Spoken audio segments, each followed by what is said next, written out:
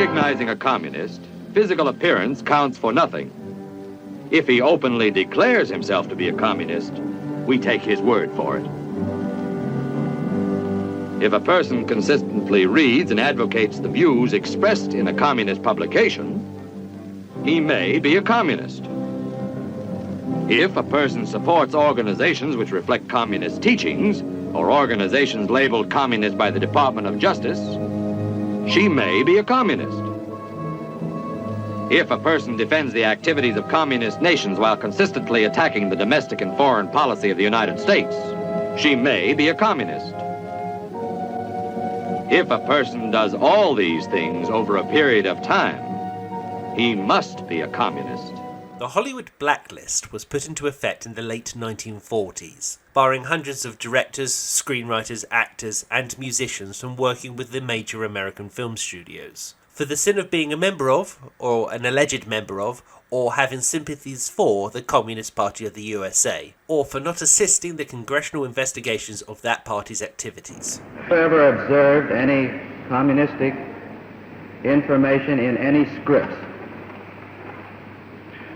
Well, I have turned down quite a few scripts because I thought they were tinged with communistic ideas. They haven't attempted to use me, I don't think, because apparently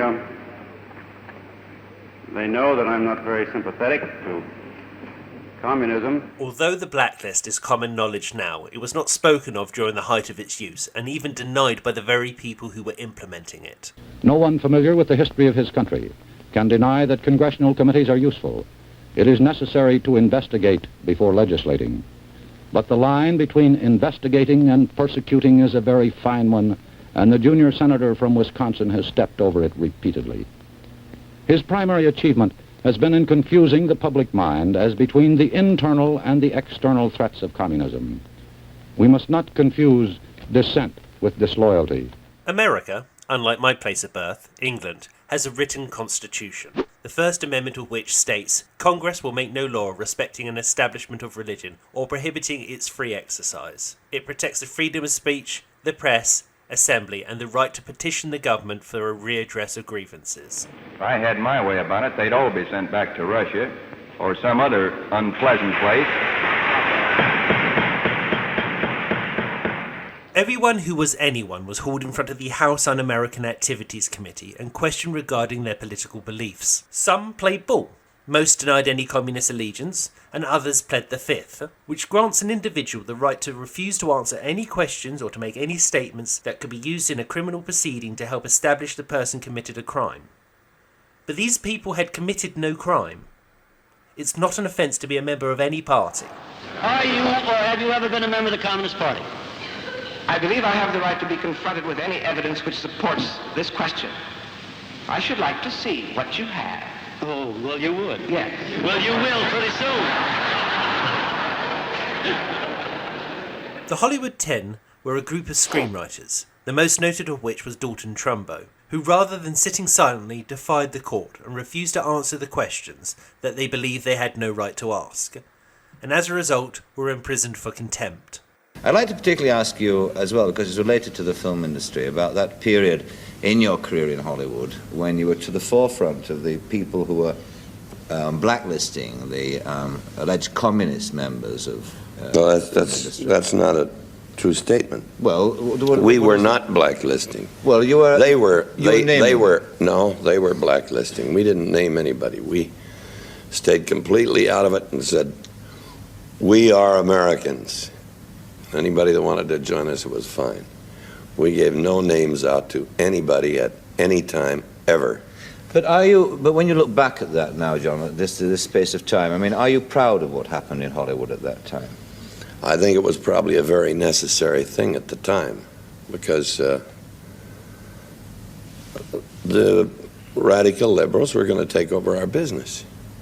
It was a strange time in Hollywood's history, where the accusation of being a communist was the same as being responsible for all their crimes, and the only way to get out of being blacklisted, and therefore unable to work, was to confess and to name others. and people stood by saying, "Goddamn commies," in fear that the mob would come for them next. No, but seriously, though, were they in a position? I mean, the people who got kicked out of Hollywood, surely they were. Who were kicked out? Well, the people. Now, wait a minute. Tell me who was kicked out. Well, the people who left Hollywood. I mean, let's take for an example, Carl Foreman. Yeah, Carl Foreman. I mean, was Dalton Trumbo? Carlton Foreman, Dalton Trumbo. Look what happened to Larry Parks. Larry Parks admitted that he'd been a commie, and he went on working.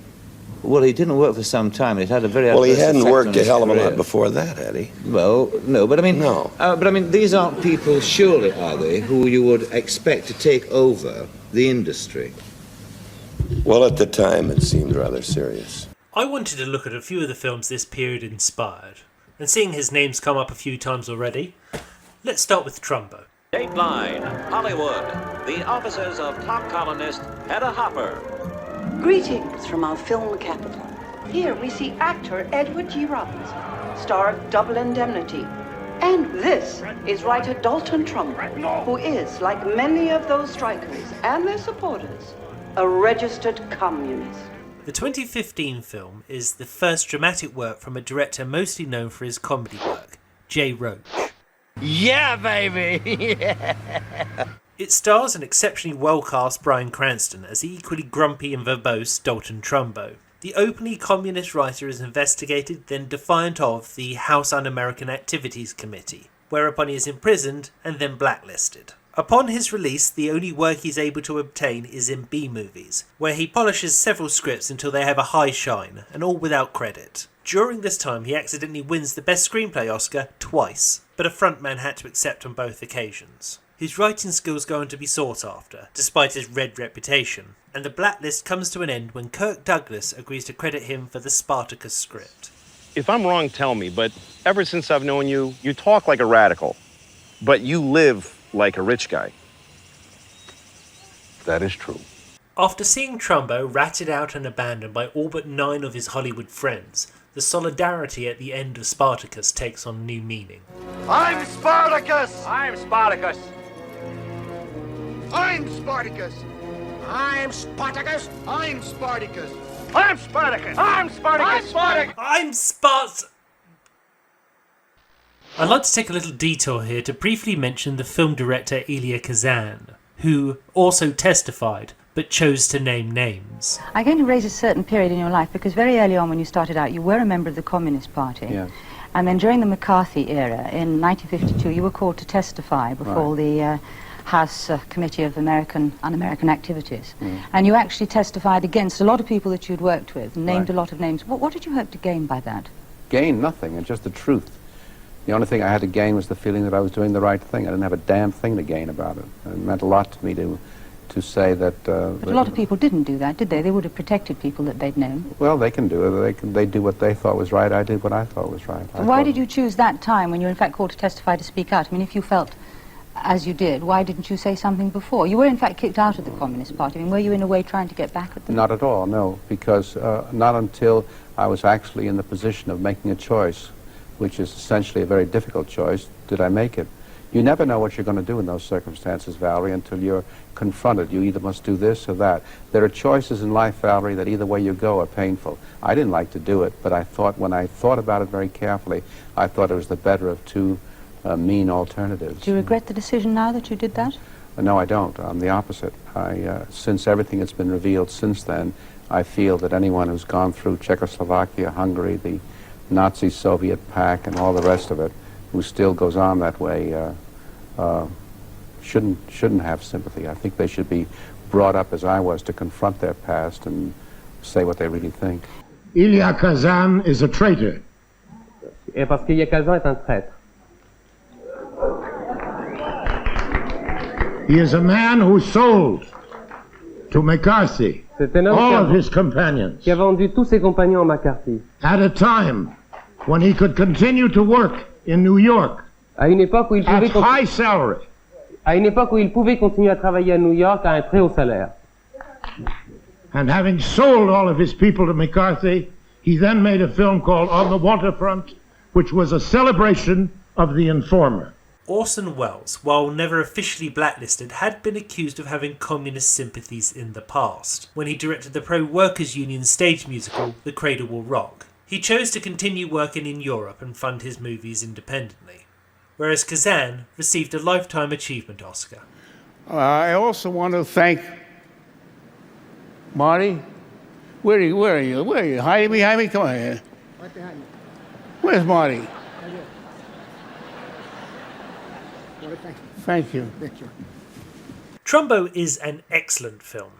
And you can tell it's an excellent film because I'm not a communist, and still I was rooting for Dalton to come out on top.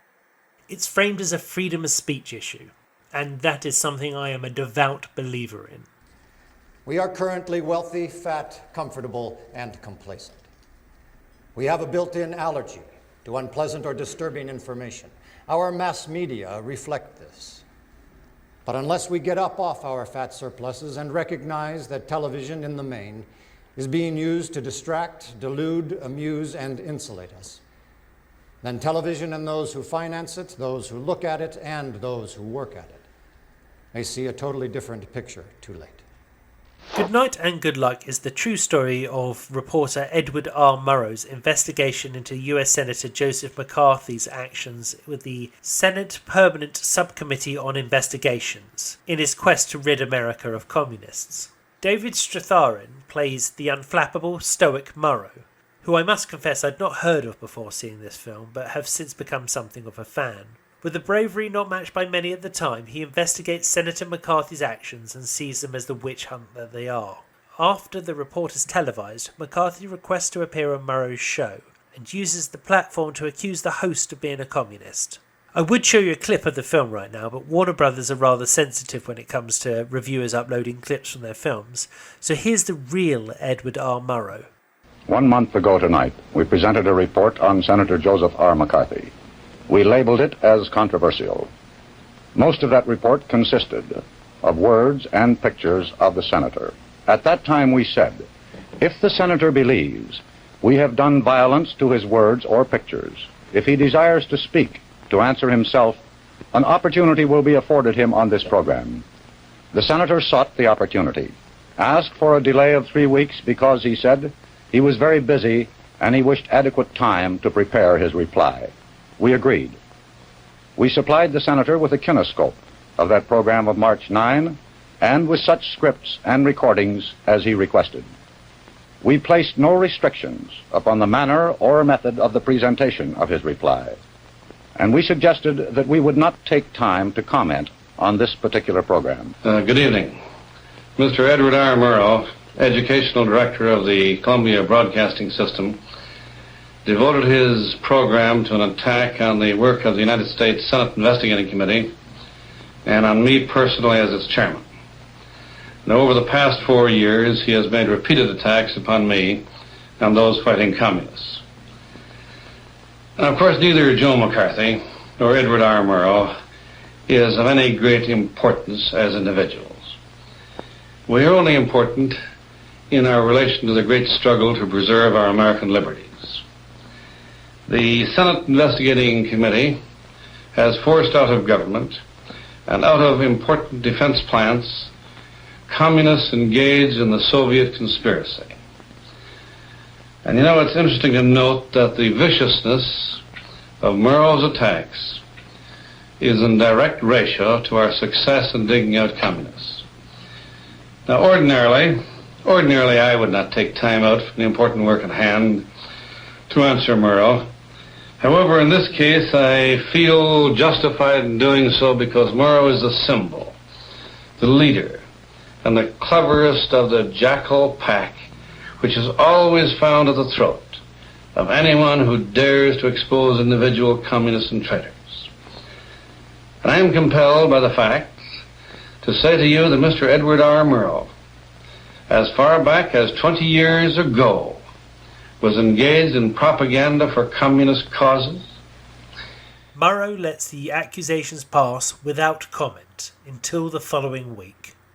Last week, Senator McCarthy appeared on this program to correct any errors he might have thought we made in our report of March 9th. Since he made no reference to any statements of fact that we made we must conclude that he found no errors of fact. He proved again that anyone who exposes him, anyone who does not share his hysterical disregard for decency and human dignity and the rights guaranteed by the Constitution, must be either a communist or a fellow traveler. I fully expected this treatment. The senator added this reporter's name to a long list of individuals and institutions he has accused of serving the communist cause. His proposition is very simple. Anyone who criticizes or opposes McCarthy's methods must be a communist. And if that be true, there are an awful lot of communists in this country. Tell me this, George. You knew that this was going to be, this is real people, this is real events. There was going to be a microscope on every word, on every frame. What did you do to get it as right as you could?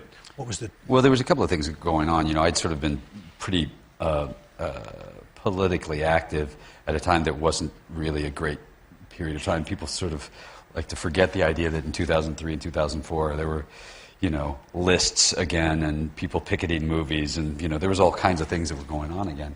And I'd gotten myself in a little bit of Dutch.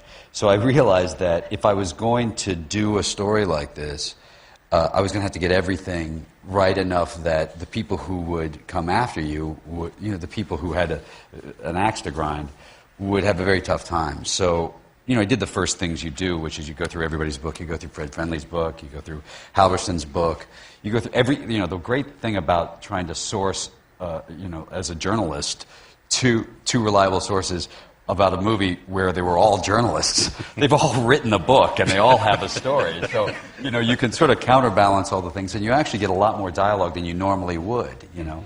Director George Clooney creates a tense, claustrophobic atmosphere and shoots it in gorgeous black and white. This is the golden age of news reporting, and to be honest, I'm sad I missed it by almost 30 years. Good Night and Good Luck is not only a good film, but one of my favourites. I recommend everyone sees it. Having searched my conscience and my files, I cannot contend that I have always been right or wise, but I have attempted to pursue the truth with some diligence and to report it, even though, as in this case, I had been warned in advance that I would be subjected to the attentions of Senator McCarthy. We shall hope to deal with matters of more vital interest to the country next week. Good night and good luck. The Front is the only film I'm going to talk about in this video which is complete fiction. It's also one of the very few films in which Woody Allen has starred which he has neither written nor directed. Set at the height of the witch hunt, TV writer Alfred Miller finds himself blacklisted and unable to work, so asks his friend, Howard Prince, to submit his work as a front. Howard, I can't work anymore. Yeah? What? Like writer's block? Well, what? You're not sick, are you? I'm blacklisted. Despite the fact that Howard is no writer, he becomes such a success that two more writers ask him to front their work. Howard becomes friends with Hecky Brown, a top comedian who stars in one of the scripts he's fronted. It's been so long. You know each other? Never saw this man before in my life. Hecky is investigated by the House Un-American Activities Committee, and having been found to have marched in the May Day parade to impress a girl, is blacklisted. I was only trying to get laid. This girl, this communist girl, she had a big ass. I am not interested in your sex life, Mr. Brown. Hecky, I was just telling you, that girl was the reason. Was she also the reason you signed a petition for loyalist Spain? Did I do that? And Russian war relief? We were on the same side, weren't we? Hecky is forced to take a low-paying gig in the Catskills, a job from which he is shortchanged and then fired. Mwah! Beautiful. $250. I did what I could. But you said $300. Maybe next month. Out of your own pocket. By popular demand. What comes out of your pocket? Tell me. Hecky, would you stop? Tell me what's inside your pocket. Hecky, don't tickle me. Hecky, will you stop being silly? Appreciation. Sympathy. What comes out of your pocket? You know what comes out of your pocket? Hecky, blood! What? Blood! Get out of your pocket! Get out of here! Having discovered the company Howard keeps, he is hauled up in front of the HUAC and told to name names. Do you know Alfred Miller, the writer? When you say no, I mean, you know, can you ever really know a person? I think, you know, I grew up with an Alfred Miller, but, Do I know him? Would you say, do I know him? Can you know, in the biblical sense, know him? Am I right? Would that be the same Alfred Miller you met with several times in Hammer's Dairy Restaurant? Who says I did? Is it or is it not true? No, I asked you first. Is it true? I don't understand. Is anybody accusing me of anything? If you would answer the question... But which question? You ask one question, and then I answer that question, and then you're... Do you know Alfred Miller? You already asked that question. This film is clearly a passion project for those who made it, as the credits list 6 members of the cast or crew, which were blacklisted in the 50s. There's a list of everybody who was blacklisted. Monty Ritt blacklisted so-and-so, Walter Bernstein blacklisted so-and-so, a series of actors and other people were involved in it, all of whom, Lloyd Goff or something, whatever, so-and-so, blacklisted 1952, blacklisted. And then they put my name, Michael Chapman, cameraman, and they said, now, Michael, we don't want you to feel bad. We promise you would have been blacklisted too, you were just too young, and you just didn't have a chance, so we put you right afterwards so you won't feel bad, because I don't want you to feel hurt. And I wasn't. I felt justified and vindicated, because I certainly would have been. I was just too young.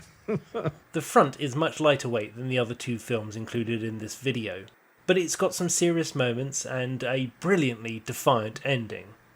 I find myself drawn to films set in this period, and often find myself wondering what I would have done had I been called upon to testify. Have you ever been a member of the Communist Party? Mr. Stripling and gentlemen of the committee, unless it has been changed since yesterday, in our country we have a secret ballot. And I do not believe this committee has any more right to inquire into my political affiliations than I believe that an election official has the right to go into the voting booth and examine the ballot which has been marked by the voter. Anyone who doesn't draw parallels with our current time simply must not be paying attention. McCarthyism was the original cancel culture, and just like the Blacklist in the 1950s, many people deny its existence. What's interesting is you read a lot of articles in papers by people complaining about cancel culture, and you think, in what world are you cancelled? I'm reading your article in a newspaper, or you're doing interviews about how terrible it is to be cancelled, or, so I think the word is the wrong word. I think the word should be accountability. I think, John Cleese has been very public recently about complaining about what you got to say, and I just think it must be very hard to be a man of a certain age who's been able to say whatever he liked for years, and now suddenly there's some accountability. Freedom of speech doesn't mean freedom from consequences. You hear that a lot, but you don't hear what consequences. Does the punishment fit the crime? Gina Carano was the girl boss that everyone loved in Mandalorian, until she expressed some fairly mainstream conservative opinions. Apparently Disney doesn't like their Star Wars actors expressing political beliefs, unless you're left-wing like Pedro Pascal. Hounded by many an activist, Gina eventually posted this image on Instagram. It draws a heavy-handed comparison between the way that conservatives are treated and how Jews were treated during World War II. It's a bit of a false equivalency fallacy there, as I don't believe anyone's trying to gas conservatives. But the statement on how the National Socialist Party changed the culture to make the people of Germany think the enemy was within is very true. I feel the addition of a photograph was overkill, and I hope hyperbolic. In some sort of ironic twist to prove conservatives are not treated badly in the entertainment industry, Disney fired her. Her crime is having different ideas and backing the wrong pony in America's 2-horse election system. And may I remind you that her co-star, Danny Trejo, served time for stabbing a man in the face. But the problem with cancel culture, and these examples never somehow seem to fit into that term, is how broad a term it's become. So the Times newspaper gave examples of cancel culture last week. They included R. Kelly. R. Kelly's accused of paedophilia. Woody Allen is still a multimillionaire making films. Scarlett Johansson, apparently cancelled. Probably news to her because she's still being paid millions of pounds to act. I've not read the Times article to which Owen Jones refers, and my beef may well be with them and not with him, but I wanted to address the 3 people he's named as being cancelled, which Jones claims are not. First, I agree R. Kelly is not cancelled. He is incarcerated for real crimes which have been proven beyond a reasonable doubt in a court of law. Secondly, Scarlett Johansson was also not cancelled. She got some backlash for taking a role which was originated by an Asian actor in the remake of Ghost in the Shell, and when she accepted the role of a transgender character in a film called Rub and Tug. She subsequently pulled out of the production, and as of 2023 it remains unmade. The hit her career took from the outside looking in was minor, and recovered promptly. One might say she's too big to cancel.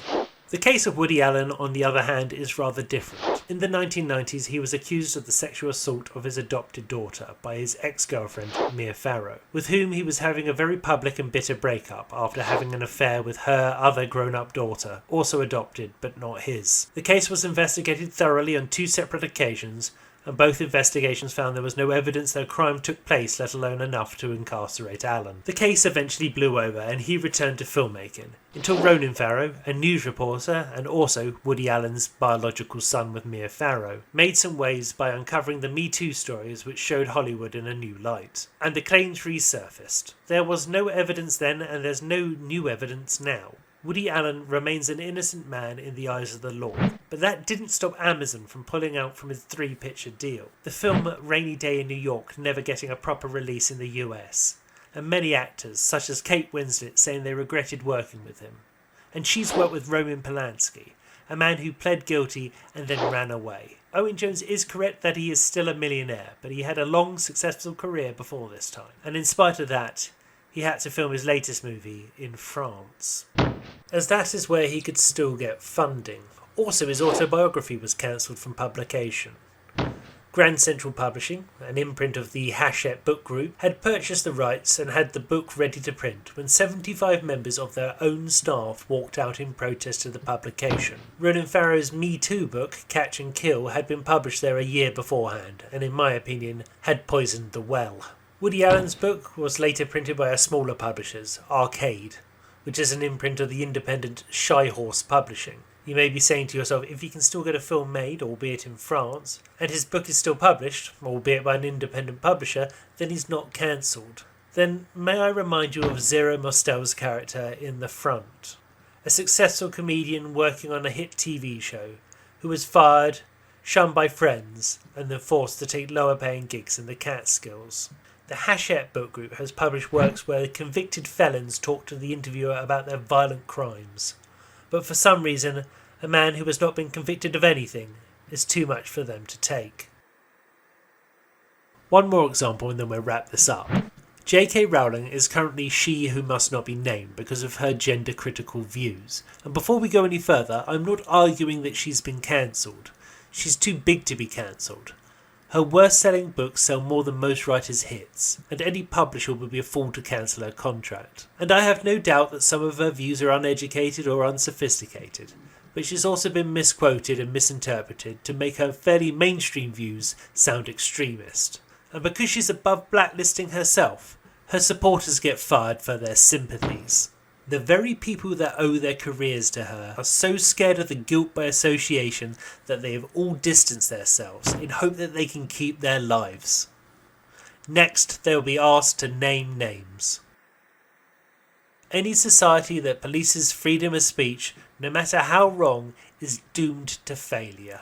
Who's going to be the arbiter of all of this? Proposing this idea that there will be hate speech laws that will criminalize particular expressions of particular ideas. Who's going to do the listening to determine what the rest of us are able to listen to? Who's it going to be?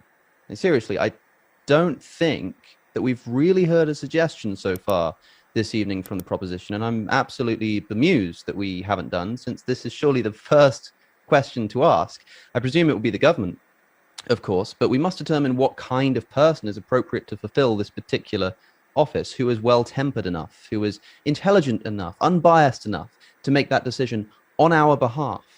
Does anybody have a contender? I'm looking forward to hearing one. I don't much trust the government to do a great deal of things, let alone controlling the flow of information. And bear in mind what we're saying of such a person, even if such a person can be found, that there is certain speech that we should not be permitted to listen to, but this person can hear it. For this person, it's fine. They get to hear that information and decide whether it's good enough for the rest of us to hear. Remember that if all goes to plan, we won't, by design, even be able to hear what it is that this person or group of persons restrict from us. And so we better have the utmost faith in them. And this point of almost inhuman faith is especially important. You may say I'm being a bit hyperbolic, that the proposition are only asking for hate speech specifically to be restricted, nothing further. Well, I have to say I envy the optimism involved in thinking that our government will faithfully reside within this particular prerogative without potentially stretching beyond it when it benefits them politically. If your reaction to watching the last 8 minutes of this video is to accuse me of being a member of the far right, or of being a racist, or a rape apologist, or a transphobe, then I'm sorry to say you are no better than Senator McCarthy on Edward Murrow's show. This is not a left-right divide thing. Book banning in US public schools has increased by almost 30%. Don't read the words, kids. You might be able to form ideas. There may be no official blacklist, but there is a de facto one. And if you're called into an office and asked questions they have no right to know, I urge you to remember these lines. I don't recognize the right of this committee to ask me these kind of questions. And furthermore, you can all go fuck yourselves. Having searched my conscience and my files, I cannot contend that I've always been right or wise. But I have attempted to pursue the truth with some diligence and to report it, even though, as in this case, I've been warned in advance that I would be subjected to the attentions of the YouTube comments. We shall hope to deal with matters of more vital interest to the country next week. I'm Scott Kingsnorth, and I'm making a movie.